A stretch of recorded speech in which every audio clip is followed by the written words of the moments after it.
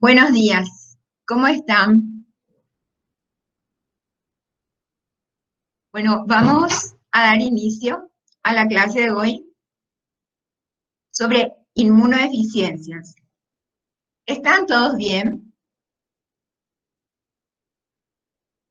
Sí, doctora. Muy bien. ¿Y usted? Bien, también. Bueno, después podemos hacer los comentarios acerca del examen, que sí reconozco que hubo problemas ya probablemente al pasar estos datos. Y bueno, pero resolvimos con Luana. Entonces, vamos a empezar el tema de las inmunodeficiencias.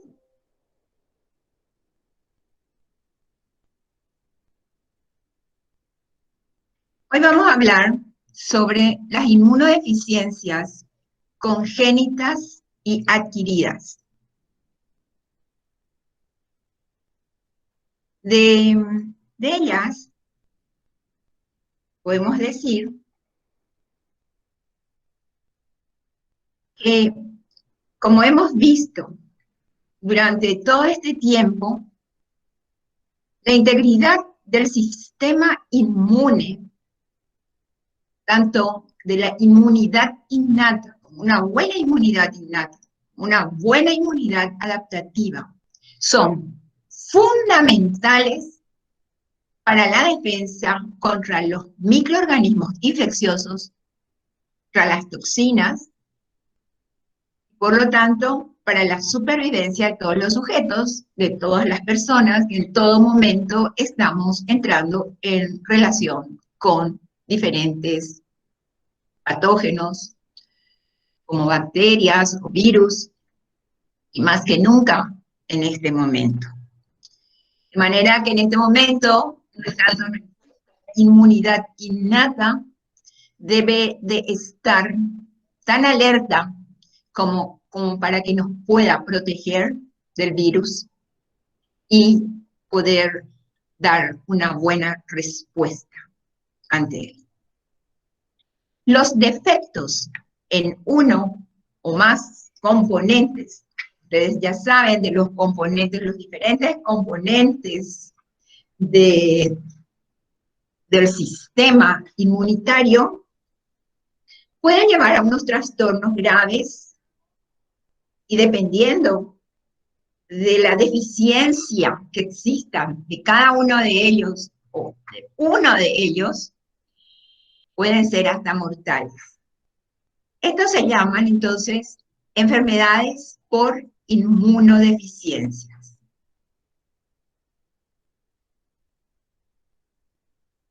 Estas enfermedades se clasifican en dos grupos: las inmunodeficiencias congénitas o primarias, son generalmente por defectos genéticos que aumentan la propensión a las infecciones y por supuesto ya se manifiestan durante la primera infancia, pero a veces puede llegar a manifestarse más tarde en la adolescencia o en la vida adulta.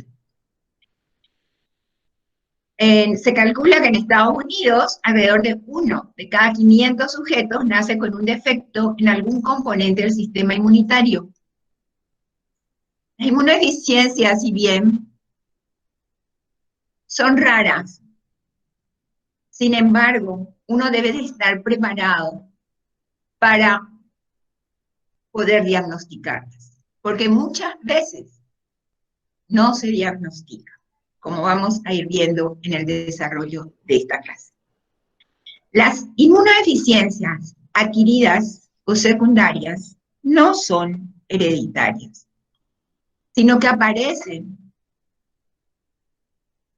o se traducen mejor por una falta, por una o a consecuencia de una malnutrición, por algún cáncer que inhibe a la respuesta inmune, el tratamiento con fármacos inmunosupresores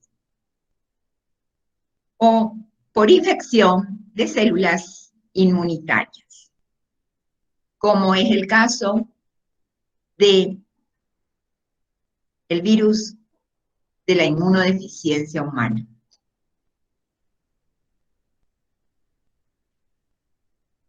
De las inmunodeficiencias primarias son enfermedades genéticas del sistema inmune.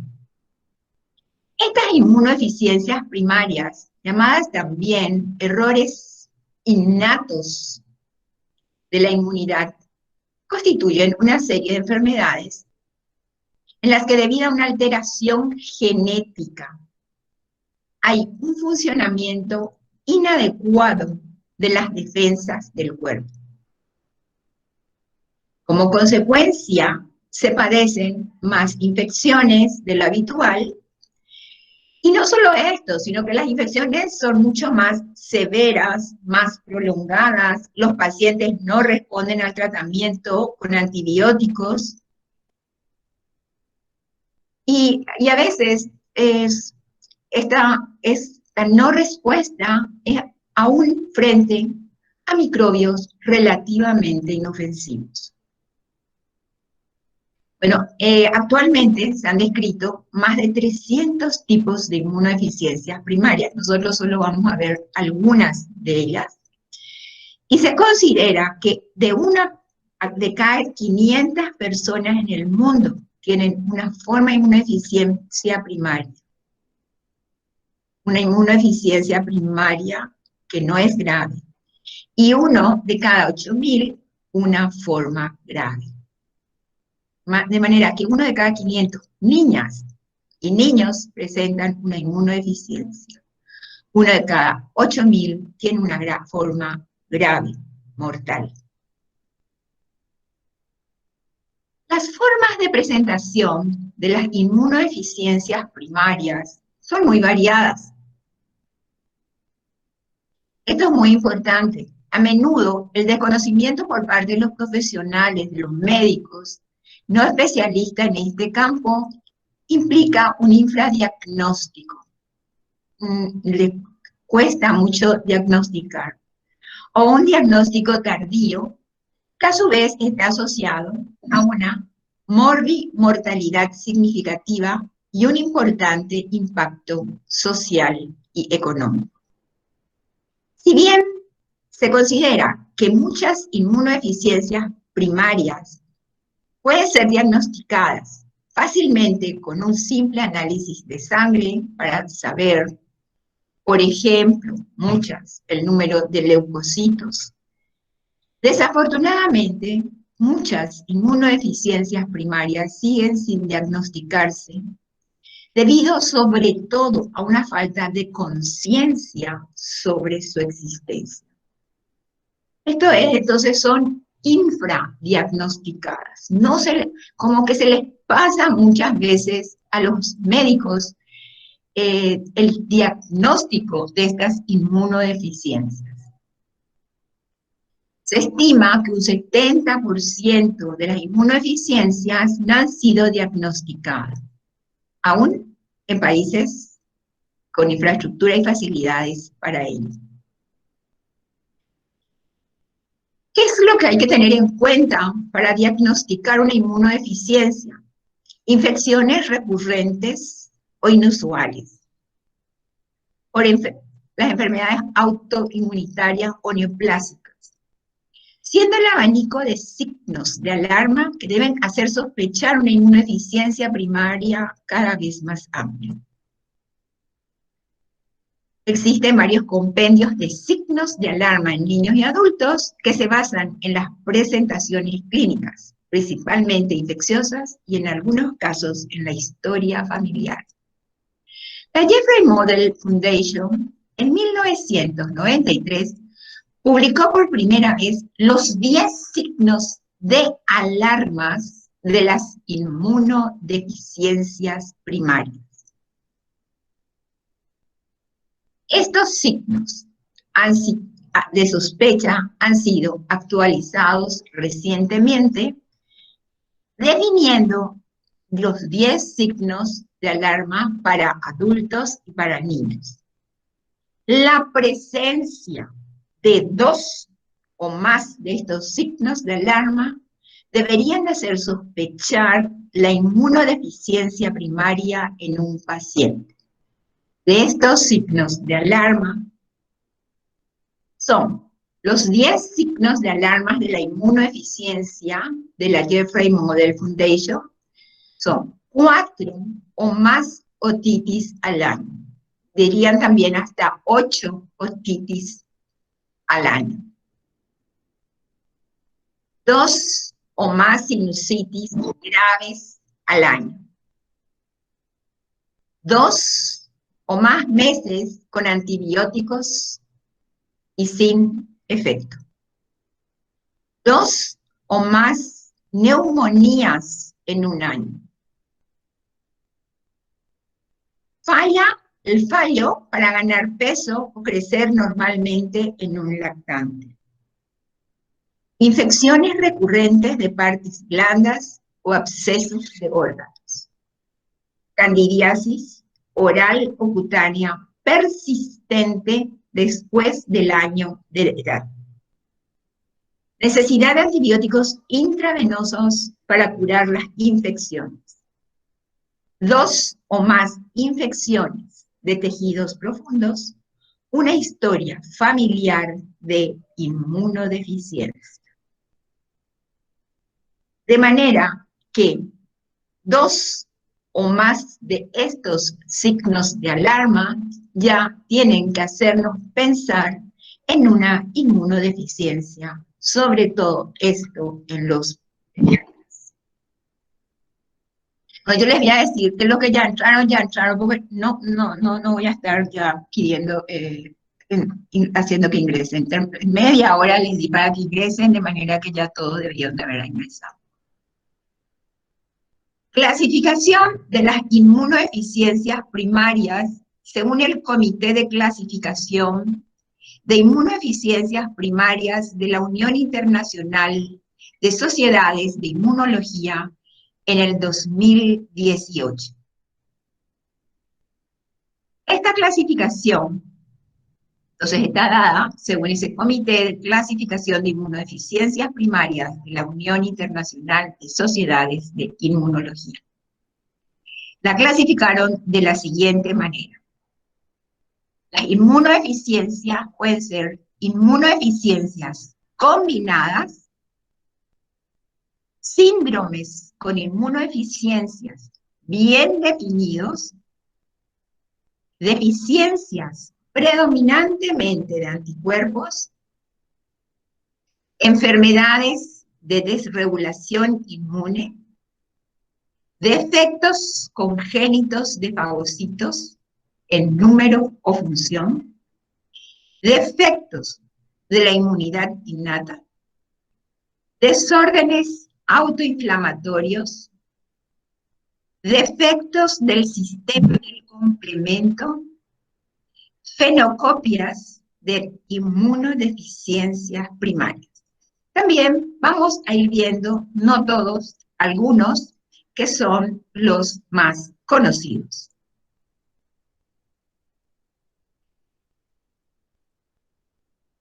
Vamos a empezar con los defectos en la inmunidad innata. Los defectos en la inmunidad innata primaria se encuentran los defectos de los receptores tipo TOL, los TOL-like receptors. Ustedes ya los conocen muy bien. Y estos receptores se encuentran sobre la membrana de fundamentalmente de macrófagos o de las células dendríticas. También se encuentran sobre la membrana de los endosomas en el citosol.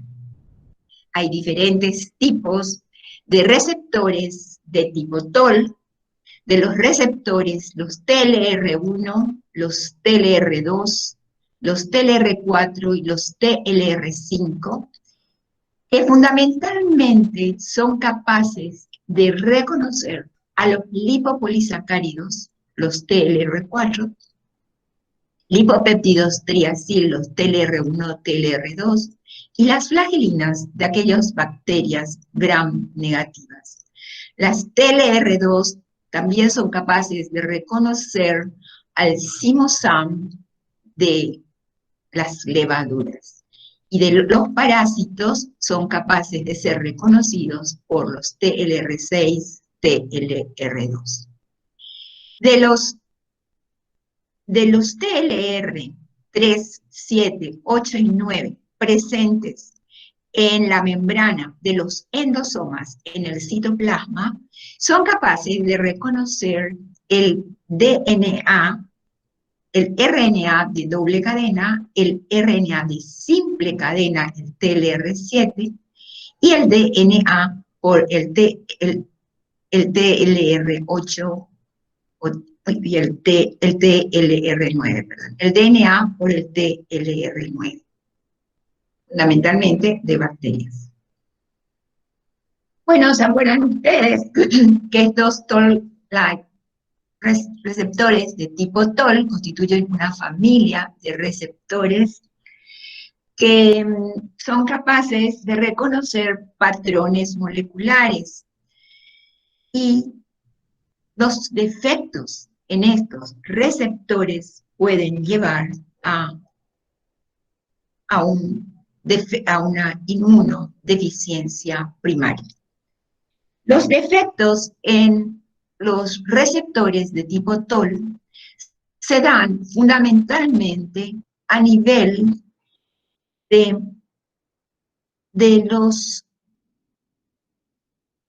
las proteínas de señales que inducen la activación de factores de transcripción que inducen la activación de genes capaces de inducir la formación de citocinas proinflamatorias y del interferón beta, así también del interferón gamma.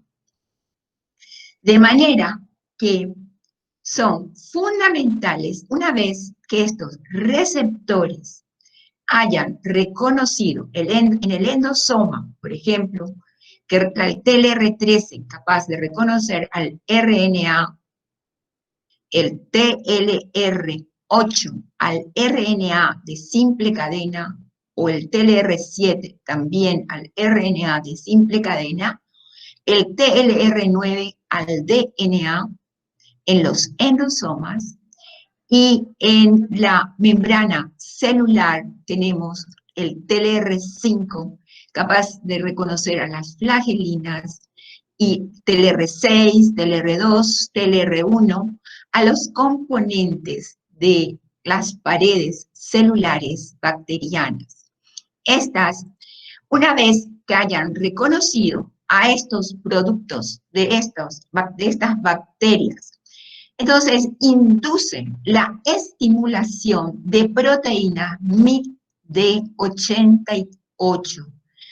La MICD88 induce a su vez la activación de otra proteína, la IRAK4. En realidad son enzimas que van induciendo vías de señalización que fundamentalmente van a ir a activar a genes como el NF-kappa, beta, el AP1, el ISRE2, el ISRE7, que van a estimular a los genes en la producción de citocinas, de las diferentes citocinas proinflamatorias, fundamentalmente porque estamos ante el macrófago.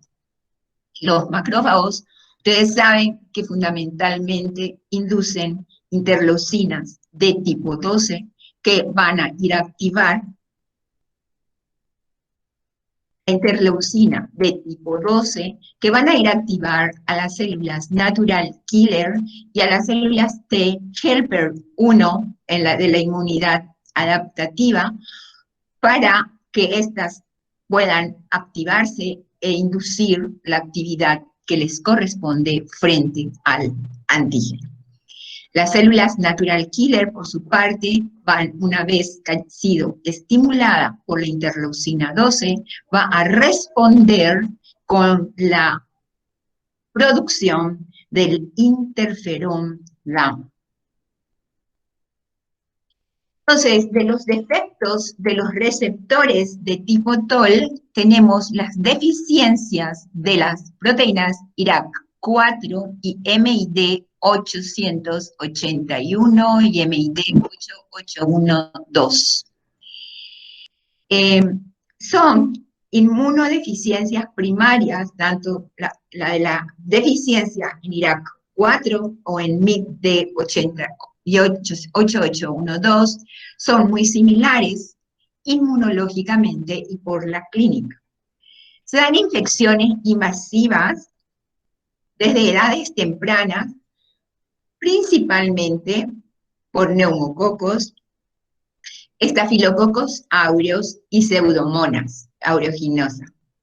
Las infecciones, o también se pueden dar infecciones no invasivas causadas por las mismas bacterias. También se han observado infecciones por otras bacterias gram positivas y gram negativas. Pero las infecciones por bacterias gram negativas pueden ser más frecuentes de lo sospechado inicialmente porque vimos que estos Toll receptors son fundamentalmente, reconocen a los lipopolisacáridos, los de la membrana celular, a los lipopolisacáridos de las bacterias gram negativas, como también la flagilina, por ejemplo. La respuesta inflamatoria y febril suele ser, ¿cómo responde? Una respuesta inflamatoria, obviamente, y febril, que suele ser baja o retardada, por lo que a menudo la infección pasa desapercibida en sus estadios iniciales. Se aprecia una mejoría con la edad. Las infecciones invasivas tras la adolescencia son muy raras. Las deficiencias de IRAK4 y MID 88, 1 o 2, son dos trastornos autosómicos recesivos. Cursa con infecciones bacterianas recurrentes, sobre todo neumonía, a menudo con escasa respuesta inflamatoria. Leucocitos, se encuentran los leucocitos en forma moderada o ausente, elevaciones de la PCR y de la eritrosedimentación discretas, que comienzan en la primera infancia. Ahora, otras mutaciones del gen NTLR3 y del PUM93, que son genes necesarios para la producción del interferón gamma, interferón alfa, interferón beta, también pueden inducir a una inmunodeficiencia primaria de la inmunidad innata. Tras la estimulación de estos receptores, Toll-like receptor 3, 7, 8 y 9, dan lugar a un incremento del riesgo de encefalitis herpética.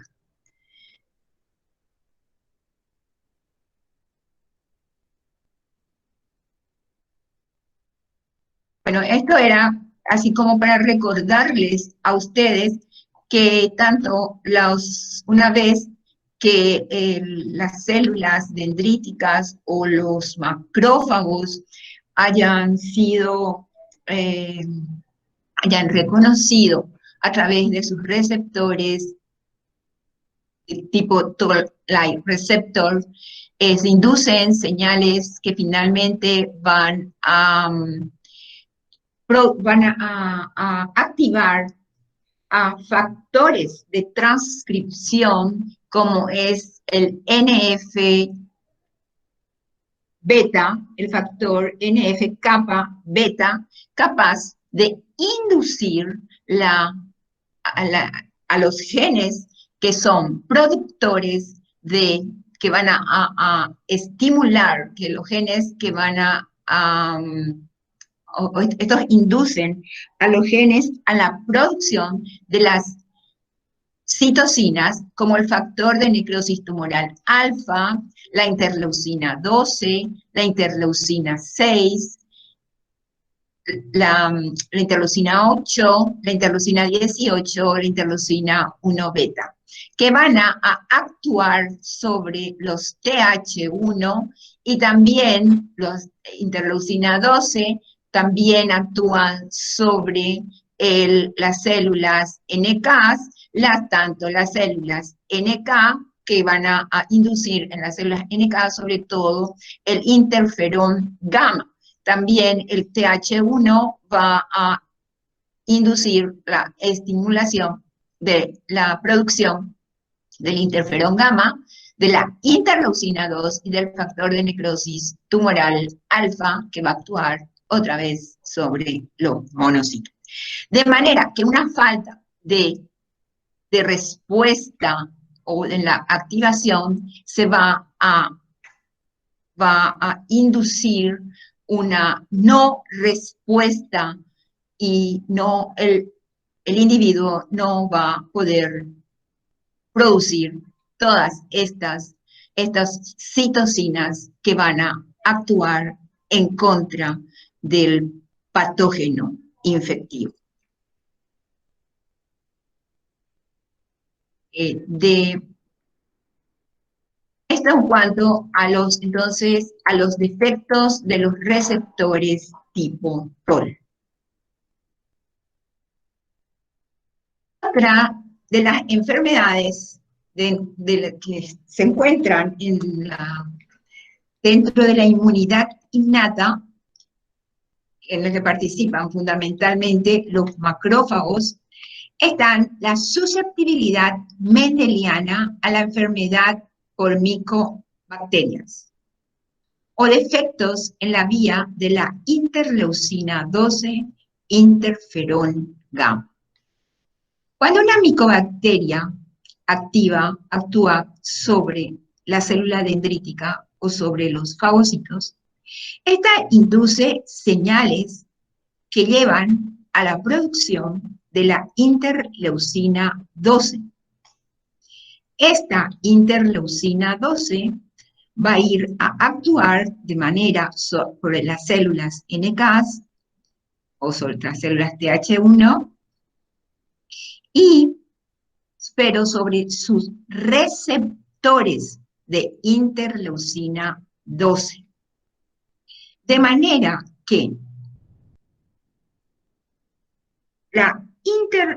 para que puedan activarse las vías de señalización como JAK2 y STAT4, que van a activar a los genes capaces de producir el interferón gamma.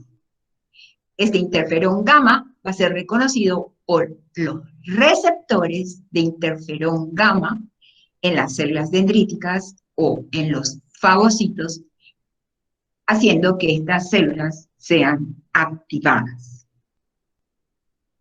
De manera que una falta de respuesta en la activación de la JAK1 o de la STAT1 va a inducir a una falta de respuesta en la secreción de la interleucina 12. Los defectos se pueden dar a nivel de JAK1, STAT1, que son moléculas que participan en la señalización para la activación de los genes capaces de inducir la producción de la interleucina 12. Por otro lado, También podrían haber problemas en la síntesis de estos receptores de la interleucina 12. Y si esto ocurriera, tampoco nos va a haber una respuesta por estos linfocitos Th1 o células NK que responden con la liberación del interferón gamma. De manera que otra de las deficiencias se pueden dar a nivel de los receptores del interferón gamma sobre las células dendríticas y los fagocitos. Las personas o los niños con estos trastornos tienen una propensión a infecciones por especies de Mycobacterium ambientales, llamadas a menudo micobacterias atípicas, como el Mycobacterium avium, Kansai, y el Mycobacterium fortuito. Se utiliza el término de proclividad mendeliana a las enfermedades por micobacterias o susceptibilidad mendeliana a las enfermedades por micobacterias o por defectos en la vía de la interleucina 12, interferón gamma, como hemos visto, para estos trastornos en los que los sujetos están predispuestos a enfermedades graves causadas por micobacterias débilmente virulentas que cualquier persona puede manejar si tienen en perfecto estado todos estos factores que requieren para la liberación de la interleucina 12 o del interferón gamma, con las micobacterias no tuberculosas y la BCG o bacilo de Calmette-Guerin. Bueno, esto es lo mismo, es lo que yo les había explicado, el mecanismo de defensa de las micobacterias. Entonces, la inhibición de estas proteínas, JAK1, STAT1, GP91, también el NEM, de los genes que codifican para los receptores de interleucina, o de los genes que codifican para los receptores del interferón, entonces inducen a una susceptibilidad mendeliana a la enfermedad por micobacterias o defectos en la vía de la interleucina 12 interferón gamma. Hemos visto defectos de la inmunidad innata. Estas son las principales enfermedades que se dan por defectos de la inmunidad innata. Y no están, si bien dentro de la inmunidad innata tenemos al complemento o a los fagocitos, sin embargo, la actual, porque esta es una clasificación actual de las inmunodeficiencias primarias, se nos presentan de esta manera y diferencian a los defectos en la inmunidad innata, a los Toll-like receptor, y a los defectos en los receptores o en la secreción de las interleucina 12, interferón gamma, fundamentalmente. Ahora, una clasificación diferente para los defectos congénitos de fagocitos en número o función. Los defectos congénitos de fagocitos en número o función, de los más conocidos tenemos la enfermedad, existen muchísimos más, pero vamos solamente a ver dos enfermedades, como la enfermedad granulomatosa crónica y las deficiencias en la adhesión de los leucocitos. En este grupo de inmunodeficiencias primarias se incluyen los defectos en número como neutropenias graves y cíclicas o función de los neutrófilos o fagocitos que incluyen entidades. En la función está la enfermedad granulomatosa crónica. Entonces, en función tenemos la enfermedad granulomatosa crónica. Sus manifestaciones clínicas son variadas y van desde infecciones bacterianas, entre las que se destaca la Pseudomonas aeruginosa, o enfermedades fúngicas invasivas. Su tratamiento es heterogéneo, pero debido a la gravedad de los cuadros, en muchos casos se plantea el trasplante de precursores hematopoyéticos como terapia curativa. En la enfermedad granulomatosa crónica son fundamentales, entonces, los macrófagos, y sobre todo los macrófagos activados que tienen funciones tan esenciales dentro de la inmunidad innata, ya que una vez que las bacterias o los patógenos que hayan invadido al organismo y estén recubiertos con anticuerpos, estos macrófagos llevan en su membrana a los receptores para el FC de las inmunoglobulinas y de esta manera puedan opsonizarse estas bacterias y hacer más fácil la fagocitosis de las mismas. O la fagocitosis a través de los C3b, ya que una vez que las bacterias se hayan unido a los anticuerpos, estas van a inducir la activación del complemento por la vía clásica hasta la formación de los componentes C3b, y ya que los macrófagos además llevan receptores para el C3b del complemento, las bacterias opsonizadas con el C3b van a poder también ser más fácilmente fagocitadas por el macrófago.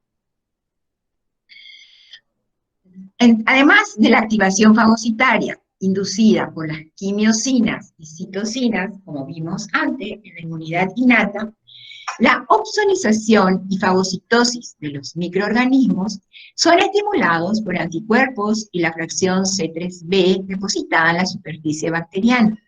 Los fagocitos tienen en su superficie receptores FC, ya eso sabemos, para la región constante de las inmunoglobulinas, capaces de captar a las bacterias recubiertas con anticuerpos, es la opsonización mediada por los anticuerpos, y receptores para el complemento, el receptor para el C3b, que se unen a las bacterias que han fijado complemento. Es la opsonización mediada por el complemento, promoviendo la fagocitosis. Entonces, estas son funciones fundamentales de los macrófagos. Por otro lado, además, los macrófagos que hayan ingerido, una vez que hayan ingerido a las bacterias, se forman los endosomas, a los que se unen los lisosomas, formándose los fagolisosomas, induciendo la destrucción por enzimas lisosomales de estas bacterias. Por otro lado, se da, y esta es la forma más radical de eliminar a las bacterias, a través de la estimulación de la NDPH oxidasa, de la enzima nicotinamida adenin dinucleótido fosfato oxidasa, que a partir del oxígeno molecular es capaz de inducir la formación de radicales superóxido, radicales oxidrilos, peróxido de hidrógenos e hipoclorito. De manera que todo esto hace que la función del macrófago sea mucho más efectiva ante un patógeno. Sin embargo, en la enfermedad granulomatosa crónica, como vamos a ver, hay una deficiencia en la formación de NADPH oxidasa, y esto induce a la no respuesta de todos estos elementos que actúan sobre la bacteria eliminándolo. Esto hace entonces que los microorganismos, sobre todo los estafilococos, formen unos granulomas, sobre todo en la piel, que se llenan de pus, que se infectan y que pueden llegar a ser muy graves. La enfermedad granulomatosa crónica es una enfermedad rara, que se calcula que afecta alrededor del 1 por millón de habitantes en Estados Unidos. Aproximadamente son enfermedades genéticas, de manera que aproximadamente las 2/3 partes de los casos muestran un patrón de herencia recesivo ligado al cromosoma X, mientras que el resto, el patrón es autosómico recesivo. La forma ligada al cromosoma X más frecuente de la enfermedad se debe a una mutación en el gen que codifica a la subunidad 91 kilodalton del citocromo B, una proteína integral de la membrana conocida por FOX91. Esta mutación da una producción defectuosa del anión superóxido.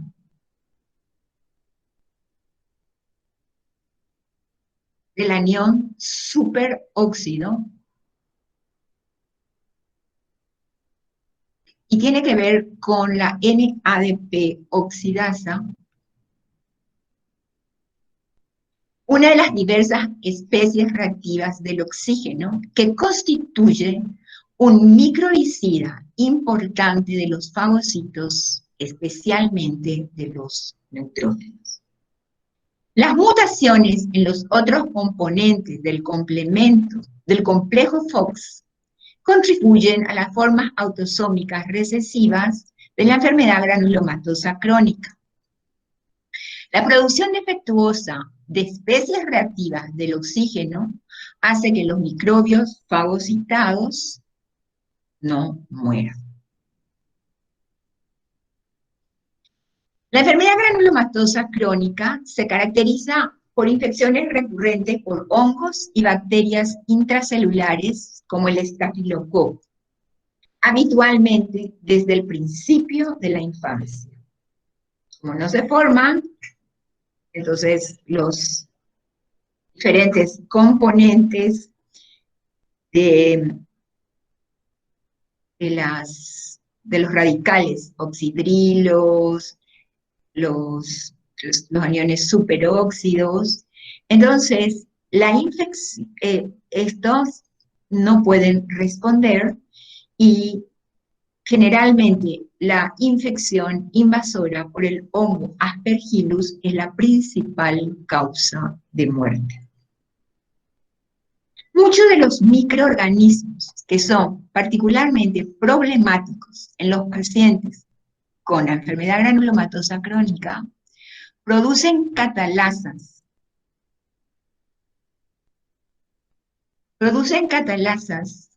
Que destruyen el peróxido de hidrógeno. Que destruyen al peróxido de hidrógeno,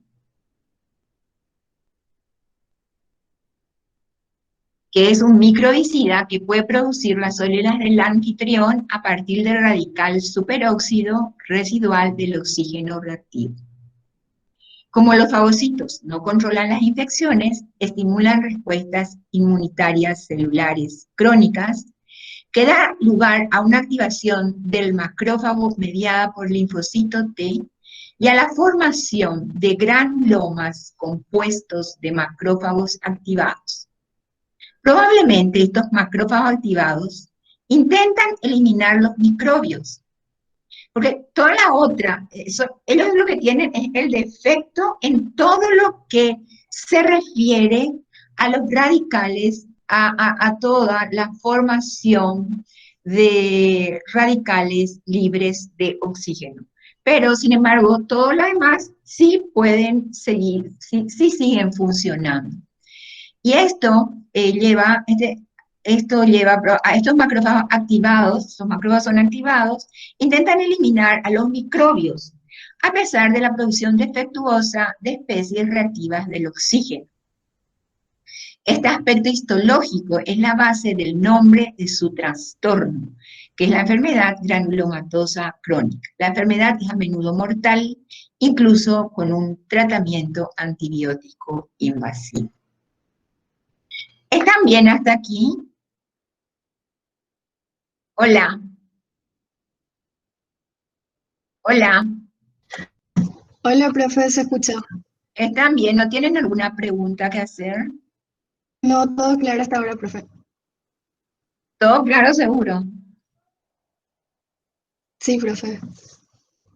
Bueno.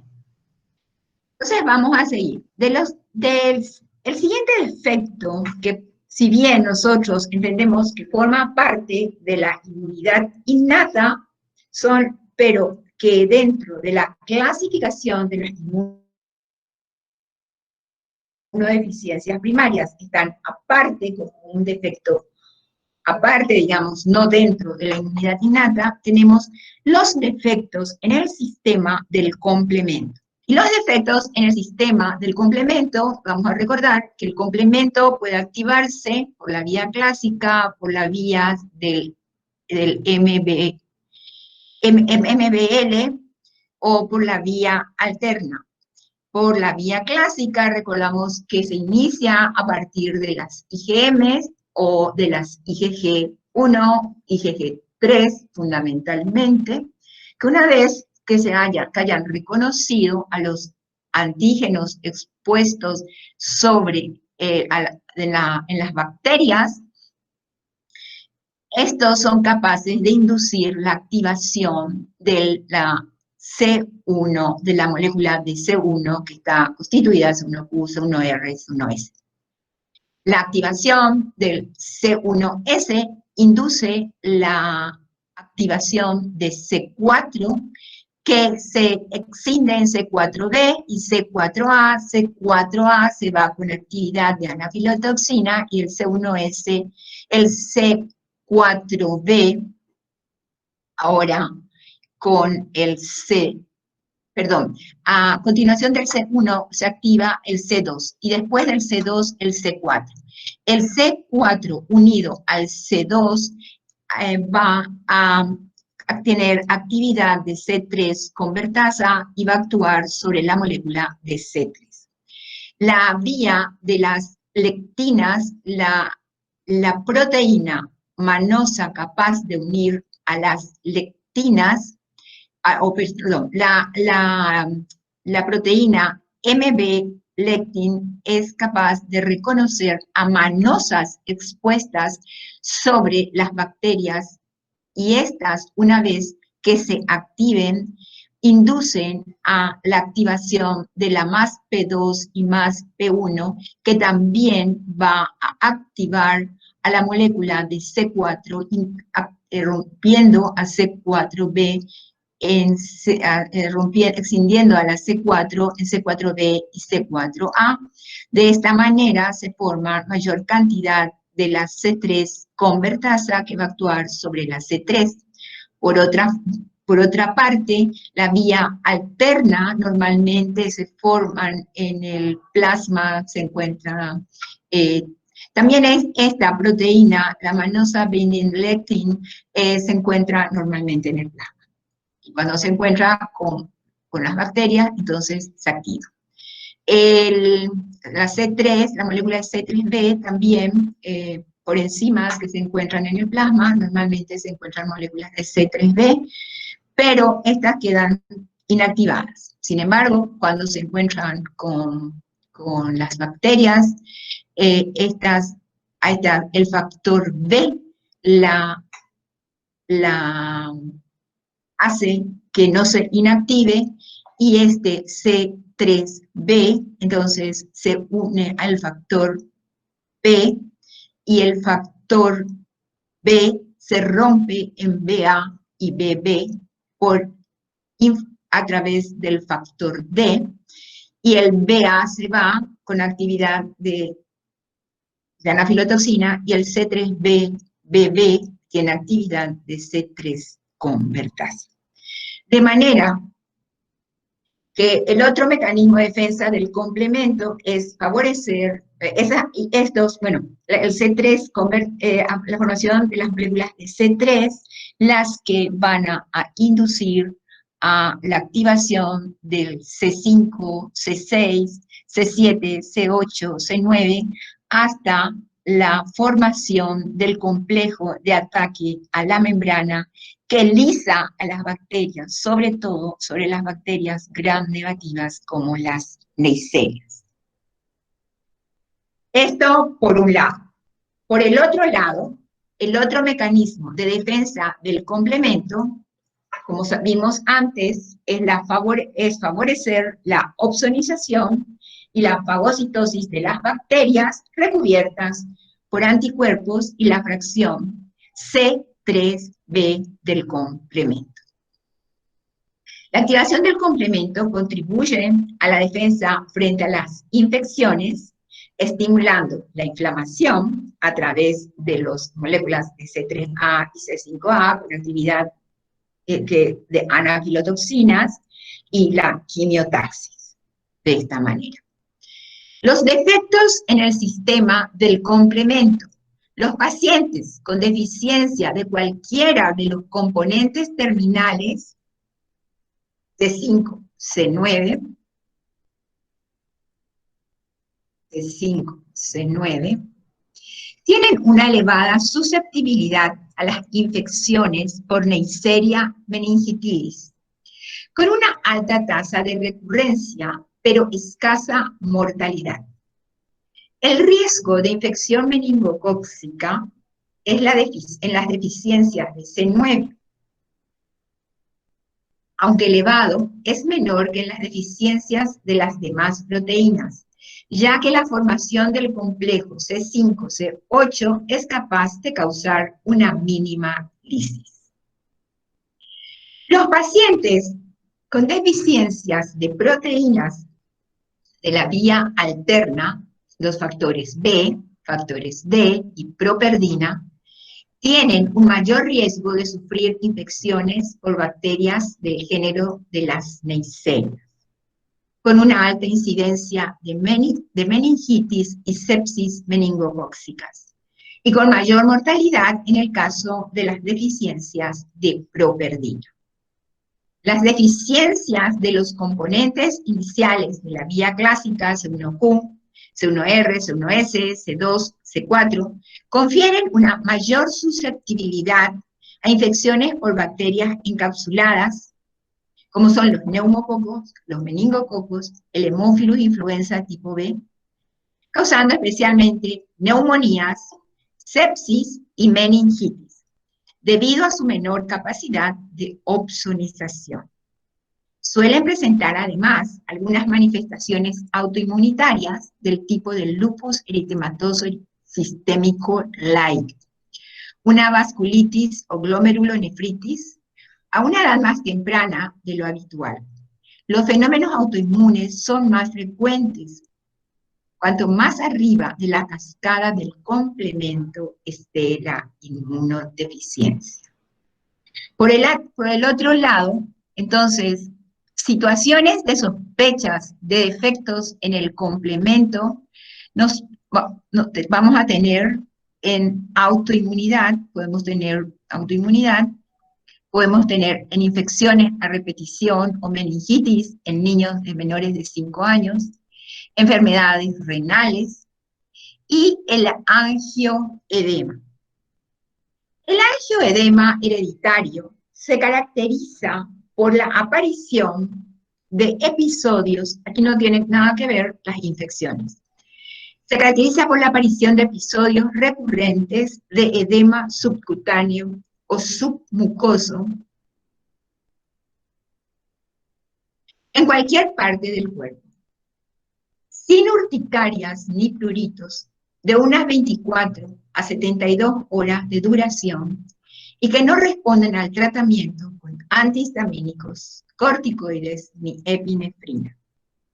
Está causado por efectos en el gen C1, el inhibidor del C1.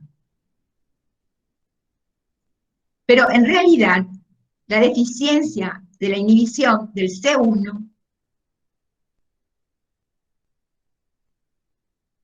no está dada, esta enfermedad no está dada por factores de complemento, sino que la clínica asociada se debe a un aumento en la liberación de bradicinina provocada por la deficiencia de C1 inhibidor, y no por falta de regulación sobre la vía clásica.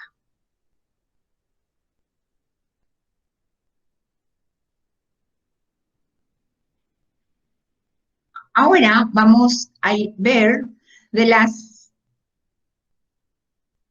los síndromes como con inmunodeficiencias bien definidos. Lo vimos ya entonces los defectos en la inmunidad innata, los defectos congénitos de fagocitos en número o función, los defectos en el sistema del complemento. Ahora vamos a ver los síndromes con inmunodeficiencias bien definidos. Entre estos síndromes de inmunodeficiencias bien definidos tenemos a las inmunodeficiencias combinadas de células T y B. Las inmunodeficiencias combinadas se producen como consecuencia. Un momentito, voy a tomar un poquito de.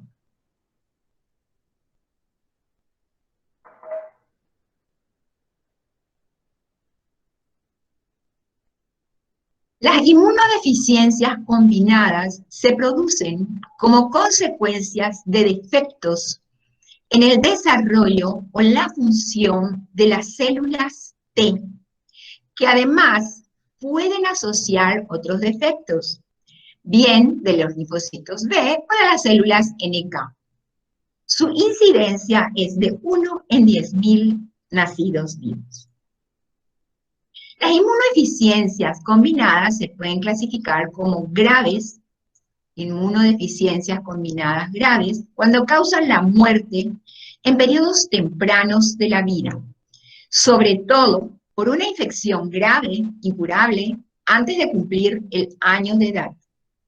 La enfermedad debida a una inmunodeficiencia grave se define por una ausencia o bajo número de células T. Bueno, imagínense ustedes el papel que desempeñan las células T en la respuesta inmune, de manera que una ausencia o un bajo número de células T va a llevar indefectiblemente a una inmunodeficiencia grave que va a ser incurable y que lleva indefectiblemente a la muerte. La inmunodeficiencia combinada grave está causada por mutaciones en diferentes genes que son cruciales para el desarrollo, no permite el desarrollo y la función de estas células T CD3, así como de las células B, CD19, CD20, que son productoras de inmunoglobulinas. En algunos casos, los defectos moleculares se traducen únicamente en deficiencias de células T, aunque a largo plazo se afectan también la función de los linfocitos T, dado que los linfocitos T son fundamentales para la respuesta específica y necesarios para activar la respuesta humoral, como bien sabemos, a través de las interleucinas. En otros casos, ambas líneas celulares T y B están afectadas por defectos genéticos. El 50% de los pacientes con inmunodeficiencias graves tienen células NK, lo que les proporciona un cierto grado de protección. De las inmunodeficiencias combinadas graves, se caracteriza por infecciones graves que ponen en peligro la vida. En las infecciones abarcan la neumonía, la meningitis y la bacteriemia diseminada. Muchos virus producen enfermedades graves en pacientes con inmunodeficiencias combinadas graves. La varicela suele limitarse a la piel y las mucosas en los niños sanos y suele resolverse en días. Pero en los pacientes con inmunodeficiencias graves puede progresar hasta afectar pulmones, hígado y el sistema nervioso central. El citomegalovirus que está presente, un citomegalovirus en forma de infección latente en la mayoría de las personas, puede reactivarse y provocar una neumonía mortal en pacientes con inmunodeficiencia combinada grave. Los niños con inmunodeficiencia combinada grave sufren habitualmente infecciones digestivas causadas por rotavirus, que a cualquier niño después de unos 3 o 4 días pueden resolver, especies de Cryptosporidium, Giardia, y citomegalovirus que conducen a una diarrea persistente y a una mala absorción. Además, estos niños con inmunodeficiencias combinadas graves pueden presentar infecciones causadas por vacunas atenuadas vivas que no son peligrosas, al contrario, en los niños con una inmunidad normal. Le protegen, a ellos no. Las vacunas frente a la varicela, al sarampión, la parotiditis, la rubeola y los rotavirus son vacunas de virus vivos. Y los niños con la inmunodeficiencia combinada grave pueden contraer infecciones a partir de estas vacunas. Entonces, de los síndromes con inmunodeficiencias bien definidos, tenemos estas inmunodeficiencias combinadas graves, que se trata de un grupo heterogéneo de enfermedades que asocian al defecto inmunitario, manifestaciones que afectan a otros órganos o sistemas. Son síndromes, se presentan en forma de síndrome. Posiblemente los más frecuentes sean el síndrome de Wiskott-Aldrich, la ataxia de la angietaxia, o la microdeleción o síndrome del 22, del cromosoma 22q11, o síndrome de DiGeorge. Pero hay un importante abanico de entidades en las que se debe investigar la presencia de un defecto inmunitario. Aunque el grado de inmunodeficiencia es variable, la mayoría de ellas se comportan como una inmunodeficiencia primaria combinada. Bueno, vamos a ver de las inmunodeficiencias combinadas, entonces tenemos de las inmunodeficiencias bien definidos, tenemos el síndrome de DiGeorge, debido a un desarrollo defectuoso del epitelio tímico. Se forman entonces los linfocitos T, ya a nivel de, en las fases iniciales de la formación de estos linfocitos. Esto se da por una deleción de una región en el cromosoma 26, que es la región 11q2. Se pierde esta región en el cromosoma 26, 11, se pierde la región 11q11.2 y se induce una falta de respuesta en el desarrollo del epitelio tímico. ¿Cuáles son los signos más frecuentes del síndrome de DiGeorge? Tenemos las cardiopatías congénitas, hipocalcemia, dificultades del aprendizaje, anomalías del paladar y el déficit inmunitario. El desarrollo nulo o incompleto del primordio tímico conduce a una maduración defectuosa del linfocito T.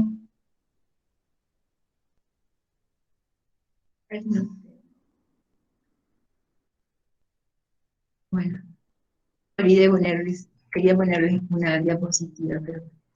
El desarrollo nulo o incompleto del primordio tímico conduce a una maduración defectuosa del linfocito T. El defecto más frecuente del desarrollo tímico ligado a esta inmunodeficiencia se observa en los niños con el síndrome de Digeorge. Esta deficiencia selectiva del linfocito T se debe a una malformación congénita que da lugar a un desarrollo defectuoso del timo y de las glándulas paratiroides, así como de otras estructuras que se desarrollan a partir de la tercera y cuarta bolsa faríngeas durante la vida fetal. El defecto, esto es un defecto congénito, no adquirido.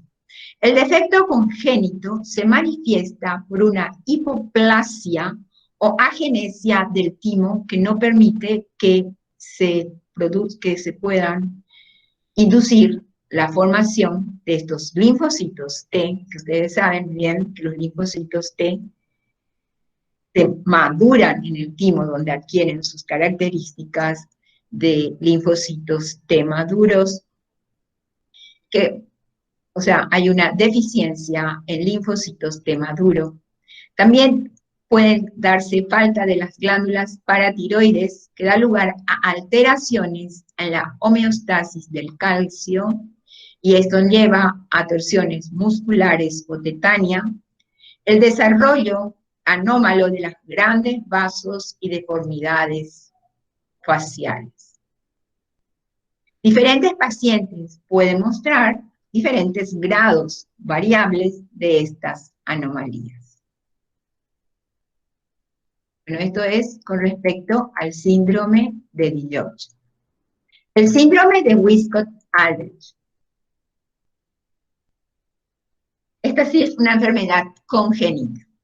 En ciertas enfermedades congénitas, con un amplio espectro de anomalías que afectan a múltiples sistemas orgánicos, se producen grados variables de inmunodeficiencias, pero también se dan de inmunodeficiencias de T y B. Uno de ellos es el síndrome de Wiskott-Aldrich. Es una enfermedad ligada al cromosoma X. El síndrome de Wiskott-Aldrich se caracteriza por eczemas, sobre todo por enfermedades de la piel. Eczemas como pruritos, también se forman pruritos, trombocitopenias y propensión a las infecciones bacterianas. Algunas de las anomalías que hay en este trastorno pueden seguirse hasta una activación defectuosa del linfocito T, aunque la pérdida intrínseca de la función del linfocito B también contribuye a su patogenia. En los estados iniciales de la enfermedad, el número de linfocitos es normal y el principal defecto es la incapacidad de producir anticuerpos en respuesta a antígenos polisacáridos independientes de linfocitos T, debido a lo cual estos pacientes son especialmente proclives a las infecciones por bacterias encapsuladas. Los linfocitos y las plaquetas son menores a lo normal, ya vimos que presentaban trombocitopenias, y al aumentar la edad, los pacientes muestran un reducido número de linfocitos e inmunodeficiencias más graves. El gen defectuoso responsable del Wiskott-Aldrich codifica para una proteína citoplasmática llamada WASP de Wiskott-Aldrich. expresada exclusivamente en las células que derivan de la médula ósea.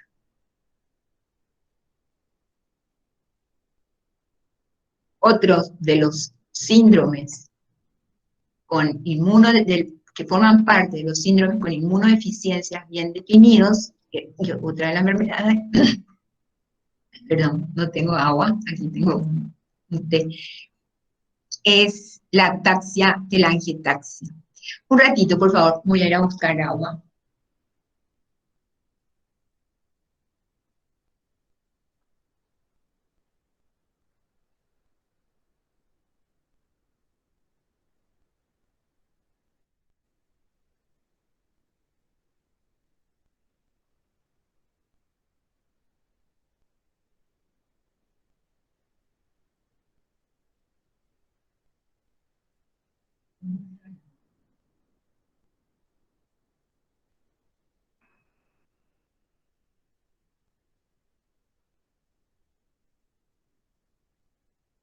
Bueno, disculpen.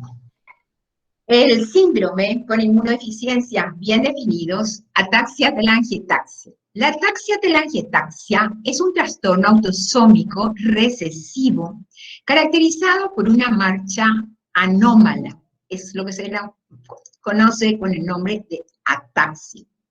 Malformaciones vasculares, telangiectasias. Deficiencias neurológicas, mayor incidencia de tumores e inmunodeficiencias. Los defectos inmunitarios son de intensidad variable y pueden afectar tanto a los linfocitos B y a los linfocitos T. Los defectos inmunitarios humorales más frecuentes son las deficiencias de IgA e IgG2, probablemente debido al papel crucial que la proteína ATM de la ataxia telangiectasia desempeña en la recombinación para el cambio de clases. Los defectos de linfocitos T, que suelen ser menos pronunciados, se asocian a una hipoplasia del timo. Los pacientes experimentan infecciones bacterianas respiratorias superiores e inferiores múltiples, fenómenos autoinmunes y cánceres cada vez más frecuentes con la edad avanzada. La ATM es una proteína sinasa. La ATM puede activar los puntos de control del ciclo celular y la apoptosis en respuesta a la ruptura de la doble cadena de ADN. Ahora vamos a ver inmunodeficiencias por anticuerpos. El síndrome, las deficiencias predominantemente de anticuerpos o inmunodeficiencia por déficit de anticuerpos.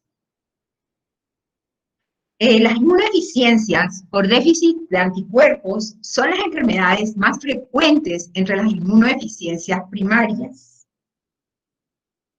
Representan aproximadamente el 50% de ellas, esto se da fundamentalmente en niños.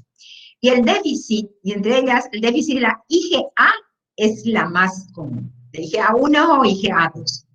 En general, se deben a defectos intrínsecos en la célula B que impide su desarrollo hasta linfocitos B maduros, o también pueden ser secundarias, o alteraciones en otras poblaciones celulares que de manera directa o indirecta contribuyen a que las células B se desarrollen hacia una célula productora de anticuerpos, o sea, capaz de producirlos adecuadamente. El defecto básico de esta inmunodeficiencia primaria es la ausencia total o parcial de todas o algunas clases o subclases de inmunoglobulinas. De las inmunodeficiencias por déficit de anticuerpos, las manifestaciones clínicas suelen aparecer después del segundo semestre de vida en forma de infecciones bacterianas recidivantes o de un curso prolongado, con frecuencia producidas por piógenos extracelulares encapsulados como Streptococcus pneumoniae, Staphylococcus aureus y Haemophilus influenza. El aparato respiratorio es el que se ve más afectado, con frecuentes bronquitis, mucopurulentas y neumonías. Y es habitual la presencia de bronquiostaxis y distintos grados de insuficiencia respiratoria, además de presentar sinusitis crónica y otitis media supurativa. Otros procesos infecciosos comunes son la artritis, las infecciones cutáneas, las meningitis y la sepsis. Son frecuentes los cuadros de mala absorción graves y las diarreas agudas, recurrentes o crónicas, en ocasiones asociadas a Giardia lamblia. No es rara la presencia de autoanticuerpos circulantes, aunque no siempre se asocian con el desarrollo de una enfermedad autoinmune. Mejoran sustancialmente la evolución de la enfermedad y la calidad de vida de estos enfermos el diagnóstico precoz y el tratamiento con inmunoglobulinas intravenosas o subcutáneas. La antibiótico-terapia temprana y agresiva ante una infección o en determinados casos el mantenimiento de un tratamiento continuo con rotación de antibióticos para evitar resistencias. La fisioterapia respiratoria y el drenaje postural en los pacientes con bronquiectasias en casos de alteraciones digestivas, dietas apropiadas y hábitos de vida saludables. Entonces, una deficiencia predominantemente de anticuerpos, las infecciones bacterianas recurrentes, por ejemplo, otitis, neumonías, sinusitis, diarreas, sepsis, nos pueden llevar a estudiar a las inmunoglobulinas séricas, IgG, IgA, IgM, subclases de inmunoglobulinas. Si tuviéramos una IgG, IgA y o IgM baja y un contagio de linfocitos, se debe hacer un contagio de linfocitos B por citometría de flujo. Si la CD19 está ausente, hay ausencia de linfocitos B y estamos ante la A-gamma globulinemia ligada a X o A-gamma globulinemia de Bruto. Si hay un CD19 mayor a 1%, es un síndrome de inmunodeficiencia variable común, son muy poco frecuentes. Si encontramos una IgG, una IgA baja, e IgM normales aumentadas, de manera que IgG e IgM normal, una IgA baja, esto se llama una hipogamaglobulinemia transitoria de la infancia. Sin embargo, si tenemos una IgA baja, se debe hacer un estudio de respuesta de anticuerpos específicos, a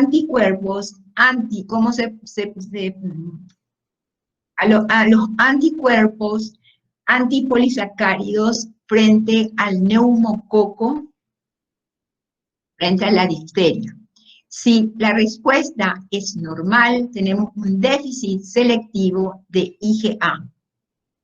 Si es bajo, estamos ante un déficit de IgA y de anticuerpos específicos. IgA, IgG e IgM normales, vamos a hacer estudios de subclases de IgG y respuestas específicas de anticuerpos. La A-gamma globulinemia ligada al cromosoma X, llamada también A-gamma globulinemia de Bruto, se debe a mutaciones o eliminaciones en el gen que codifica para una enzima llamada tirosinasa de Bruto, lo que da lugar a que los linfocitos B no maduren más allá de un estadio de prelinfocitos B en la médula ósea. La enfermedad se caracteriza por falta de gamma globulinas en la sangre. Es una de las inmunodeficiencias congénitas, una inmunodeficiencia congénita más frecuentes y el prototipo del fallo en la maduración de linfocitos B.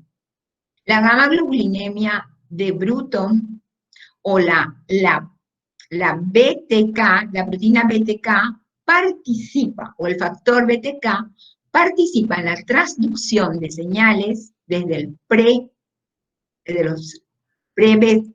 los procélulas B, necesarias para la supervivencia y diferenciación de los prelinfocitos B.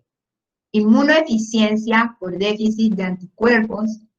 Las inmunodeficiencias por déficit de anticuerpos entonces pueden agruparse en 3 categorías. Los déficits graves de anticuerpos, la A-gamma globulinemia ligada al sexo, y otros síndromes relacionados como la inmunodeficiencia común variable, los síndromes de hiperinmunoglobulinemia M, déficit de anticuerpos con inmunoglobulinas normales, las inmunodeficiencias continuas. Todos estos pacientes suelen necesitar terapias de reemplazo con gamma globulina intravenosa o subcutánea. Y algunos de ellos, como los que presentan la hipergamma globulinemia M, pueden necesitar un trasplante de progenitores hematopoyéticos. Las inmunodeficiencias menos graves que las anteriores, aunque frecuentes, por ejemplo, la hipogamma-globulinemia transitoria a la infancia, el déficit de la subclase de IgG, y la incapacidad de respuesta frente a los polisacáridos, raramente necesitan ser tratadas con inmunoglobulinas por vía intravenosas o subcutánea. Las inmunodeficiencias infrecuentes y generalmente con deficiencia de anticuerpos menos graves, por ejemplo el síndrome inmunoóseo, el déficit de la transcobalamina 2, inmunodeficiencias por infecciones específicas, la inmunodeficiencia inducida por drogas y los déficits selectivos de IgG e IgM son otras inmunodeficiencias combinadas graves. La deficiencia selectiva de IgA. Paciente varón o mujer mayor de 4 años con unos valores de IgA sérica inferiores a 7 miligramos por decilitros y normales de IgG e IgM. Aunque se han descrito inmunodeficiencias primarias aisladas de IgA1 o IgA2, en general ambas subclases suelen estar disminuidas. La deficiencia de IgA puede ser primaria o secundaria. Por la secundaria, por medicamentos o por infecciones intrauterinas. También pueden presentarse asociadas a otras enfermedades como la ataxia, la telangiectasia, como hemos visto, los déficits de subclases de IgG también. La patogénesis de la deficiencia de IgA es desconocida y su patrón de herencia es variable, existiendo formas autosómicas recesivas y dominantes con expresión variable o incompleta y multifactorial. Entre los familiares de los pacientes con deficiencias de IgA, es frecuente encontrar algún miembro con inmunodeficiencias combinadas. De hecho, el déficit de IgA y la inmunodeficiencia combinada comparten patrones de herencia. Se ha demostrado una asociación con ciertos haplotipos del complejo principal de histocompatibilidad. La deficiencia selectiva de IgA es actualmente la inmunodeficiencia primaria más frecuente. Su incidencia varía según los países. En Europa oscila de 1 en 400 o de 1 en 3.000 habitantes, mientras que en Japón es de solo de 1 en 18.500 habitantes. O sea, que tiene mucho que ver con el HLA probablemente. Un 80-90% de los casos cursa de forma asintomática. Las manifestaciones clínicas de haberlas presentan una gran variedad en su forma, de su presentación y en gravedad. Suelen ser frecuentes en infecciones pulmonares recurrentes, sinopulmonares, en infecciones sinopulmonares recurrentes como sinusitis, otitis, bronquitis y neumonía. La afectación gastrointestinal suele ser secundaria a infecciones con diarreas recurrentes y síndromes de mala absorción por Giardia lamblia y enfermedades autoinmunes como la enfermedad inflamatoria intestinal o enfermedad celíaca. También dentro de la patología de las enfermedades autoinmunes se observa una mayor frecuencia de artritis reumatoidea juvenil, lupus eritematoso sistémico, anemia perniciosa, pancreatitis crónica y anticuerpos circulares. Son frecuentes las manifestaciones atópicas, generalmente cutáneas, urticarias, alergias alimentarias, enfermedades malignas, en particular el adenocarcinoma de estómago y el linfoma de células B sean asociados a las deficiencias en IgA. De las inmunodeficiencias adquiridas o secundarias, las deficiencias del sistema inmune en las inmunodeficiencias adquiridas o secundarias surgen debido a anomalías que no son génicas, sino que se adquieren a lo largo de la vida. Las causas: infección por el VIH, pérdida de linfocitos T, CD4, por malnutrición, alteraciones metabólicas que inhiben la maduración y la función del linfocito, por irradiación y quimioterapia para el cáncer, reducción de precursores linfocíticos en médula ósea, metástasis neoplásicas y leucémicas que afectan a la médula ósea, menor sitio para el desarrollo del leucocito, la inmunosupresión para trasplantes o las enfermedades autoinmunes, menor activación del linfocito, bloqueo de citosina, alteración del tráfico del leucocito, extirpación del vaso, reducción de fagocitos en los microbios. Y con esto damos por terminado. Bueno, muchas gracias. Si tienen preguntas, por favor, me hacen.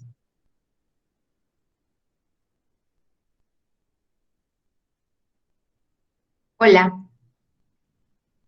¿Tienen alguna pregunta? Hola, profe, creo que quedó todo muy claro.